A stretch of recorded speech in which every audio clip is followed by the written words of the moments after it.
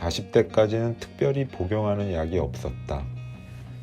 성인병이라는 것이 대개 비만과 관련된 고혈압이나 당뇨 같은 것들이기 때문에 비교적 군살이 없이 마른 체형인 나로서는 병원 신세를 지는 일도 거의 없었고, 그러다 보니 아내가 챙겨주는 비타민을 먹는 정도가 전부였다.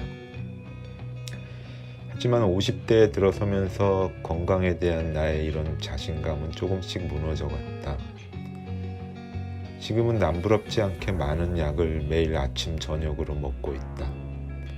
먹는 약이 많다 보니 약을 먹었는지 안 먹었는지 헷갈리는 때도 많아서 일주일치 약을 정리해 놓고 먹으면 좋을 것 같아 약을 정리하는 케이스를 사기로 했다.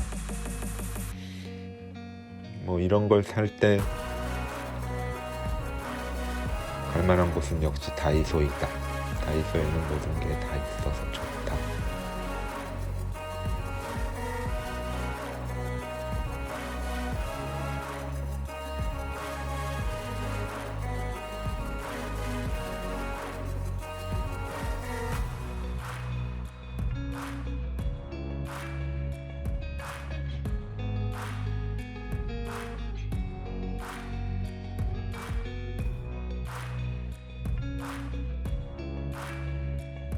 사온 케이스를 가지고 집에 와서 일단 정리를 해보기로 한다.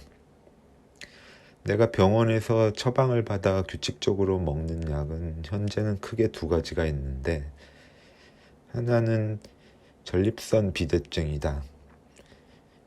50대 이상의 성인 남자 중에 50% 이상은 정도의 차이가 있지만 대부분 전립선 비대증을 앓고 있다고 한다. 몇 년 전부터 소변을 너무 자주 보는 증상이 심해져서 비뇨기과를 갔더니 전립선 비대증이라고 한다. 유전적인 원인도 있을 것이고, 평소에 대부분 의자에 앉아있는 시간이 너무 길기 때문에 그로 인한 운동 부족으로 인해 온 것이 아닌가, 그렇게 추측이 된다. 다행히 증상이 그렇게 심하지는 않아서 약을 먹는 것으로 어느 정도 호전이 되었다.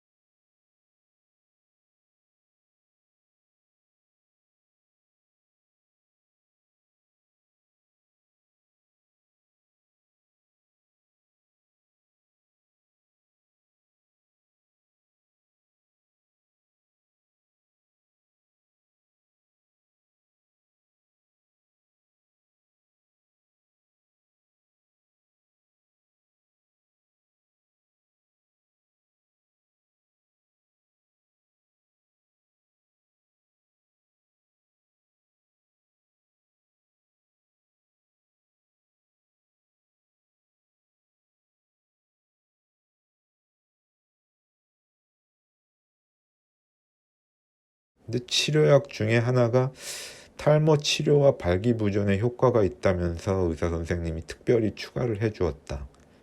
사실 탈모 방지 효과가 있을까 하고 별로 기대를 안 했는데 의외로 상당히 효과가 있었다. 탈모 거울을 봐도 그렇고 아내가 보기에도 그렇고 탈모의 진행이 멈추었을 뿐만 아니라 모발이 조금씩 굵어지고 새로 머리가 나는 것이 느껴지는 것이다. 그래서 50대 이후 40대일 수도 있겠지만 전립선 비대증이 의심되는 분, 그리고 탈모까지 있는 분이라면 망설이지 말고 빨리 비뇨기과에 가보시길 추천한다. 얘기하지 않아도 탈모는 딱 보면 알기 때문에 의사 선생님이 알아서 다 처방을 해주신다. 난 처음에 처방해달라는 말도 안 했는데 이건 그런 효과가 있으니까 먹어보세요 라고 해서 먹었는데 효과가 있었다.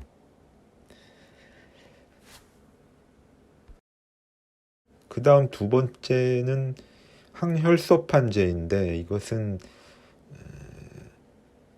미니 뇌졸중에 대한 예방약이라고 할 수 있다. 4년 전쯤 길을 가다가 갑자기 반신마비가 온 적이 있었다. 왼쪽 팔, 다리가 마비되고 왼쪽 눈까지 보이지 않는 증상이 한 2, 30초 정도 지속되었는데 다행히 오른쪽은 멀쩡했기 때문에 넘어지지 않고 중심을 잡을 수 있었다. 증상이 멈춘 후에 급히 응급실로 가서 진료를 받았는데 엑스레이, CT, MRI까지 찍어봤지만 혈관에서 어떤 이상도 발견되지 않았다. 그래서 또 며칠 후 심전도 검사까지 했지만 역시 심장에도 전혀 이상은 없었다. 결국 의사 선생님의 말은 뇌로 가는 혈관 중 어느 한 곳에 혈전이 생겨서 일시적으로 혈류가 막힌 탓에 그런 증상이 온 것이 아닐까, 그렇게 추정된다고 한다. 그렇기 때문에 그 재발을 막기 위해서 혈전의 생성을 최대한 억제해준 항혈소판제를 복용하게 되었다. 그 이후로 비슷한 증상은 전혀 없었지만 그래도 예방 차원에서 먹으라고 하니까 매일 복용하고 있다.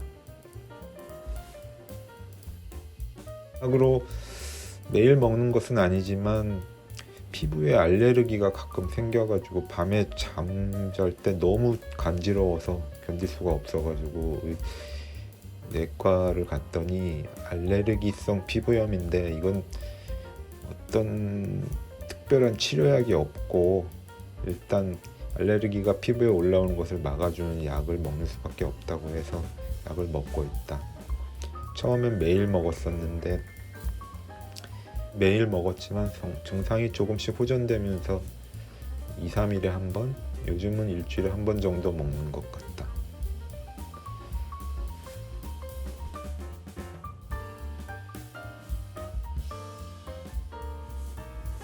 오랜만에 친구들과 연락을 해보면 다들 이런저런 약을 먹고 있고 건강을 유지하기 위해 나름대로의 노력을 하고 있는 것 같다. 50대는 자신의 일에서 한참 정점을 향해 가는 시기일 수도 있고 서서히 다가오는 노후를 준비해야 하는 시기이기도 하다. 어떤 경우에서라도 건강은 기본이 되는 것이니만큼 나 자신뿐 아니라 내 가족을 위해서라도 지금부터라도 건강 관리에 힘써야겠다.